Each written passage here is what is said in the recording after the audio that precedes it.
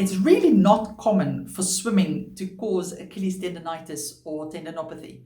But like with most things, there are always exceptions to the rule. So in this video, we're going to look at why swimming is not really that common that it causes Achilles tendonitis or tendinopathy. And then we'll look at what circumstances it may contribute to it. So for those of you who don't know me, my name is Maryke. I'm one of the physiotherapists from treatmyachilles.com, where you can get online physiotherapy assessment, assessment as well as treatment for your Achilles injuries. Have a look at the description of this video if you want a link to our website. Okay, so why is it unlikely that swimming causes or has caused your Achilles tendonitis or tendinopathy? The reason is that Achilles tendonitis or tendinopathy is an overuse injury. So it develops when you work the Achilles tendon either too hard or too hard over a period of time, and it doesn't have enough time to recover. Now, activities that loads the Achilles tendon or work it hard is anything where you use your foot that it has to take weight. So for instance, we're thinking about walking, running, jumping. Those activities are the main ones that loads the tendon. And the higher the impact, the more the tendon is loaded. So running and jumping is much more likely to irritate it than walking. But if you suddenly increase how much you walk or you change the footwear you use, that can cause Achilles tendinopathy as well. Swimming doesn't really load the tendon. The only time that you load the Achilles tendon when you swim is when you either kick off the wall, perhaps jump into the shallow end, or if you do something like you jump up and down in the water. But none of those activities are really high load activities. They're really low compared to things we do on land. But like I said, there are certain times when those activities may overload it.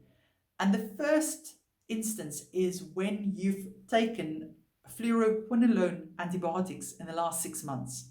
Now, fluoroquinolone antibiotics is a very specific type of antibiotic which actually very negatively affect tendons.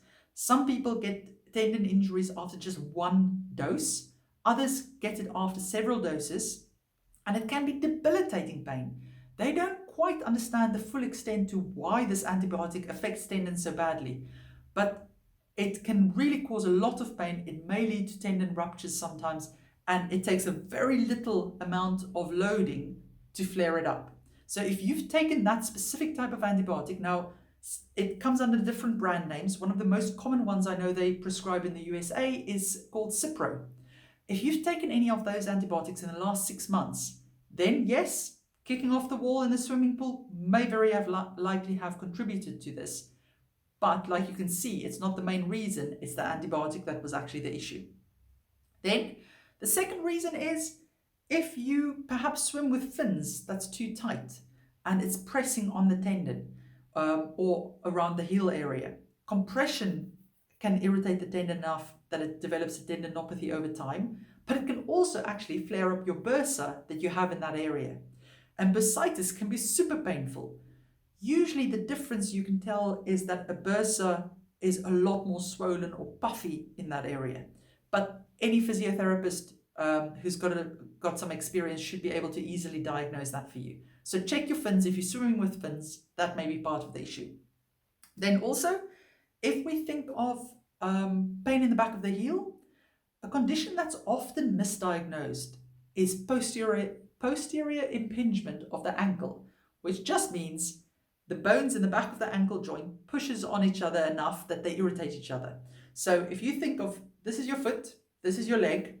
If you point your toes down, can you see that the joint in this area will come closer together and press on each other? Now, sometimes it's just a question of you may have a little bony spur growing in that area, so it makes it more vulnerable to getting hurt if you do a lot of this movement. It may just be that you did too much vigorous kicking and it irritated it because it wasn't used to so much compression in that area. And the pain you feel from that is right in the area of the Achilles tendon, because that part of the joint sits right behind the Achilles tendon. Now you can easily tell the difference because when you point your toes down while you're sitting, or you even use your hands to move the foot down, and that causes you pain, it's very likely not going to be your Achilles tendon, because the tendon doesn't really work that hard in that position. Achilles tendons usually hurt more when you load them. So you're doing a standing heel raise or something like that, not when you're sitting down and you're taking the foot into that position. Any physiotherapist should be able to assess this. We assess that easily online as well, because you can get people to perform those movements and distinguish between the two. So you may very well irritate the back of your ankle joint and it feels like the Achilles tendon, and that requires quite a different set of treatment exercises and things to get that better from Achilles tendinopathy. So make sure you get that diagnosed properly. Then, one of the other reasons you may think that swimming has caused your tendonitis or tendinopathy is that actually tendons have a delayed response to activity. So often you'll do something now, and it's only by tonight or tomorrow morning that you think, oh man, now my tendon's really painful. So swimming may have been the biggest or the new activity you did in that day, but it may be something you did before that or after that that actually overloaded the tendon. So have a look at the other things you did in that day. Brilliant.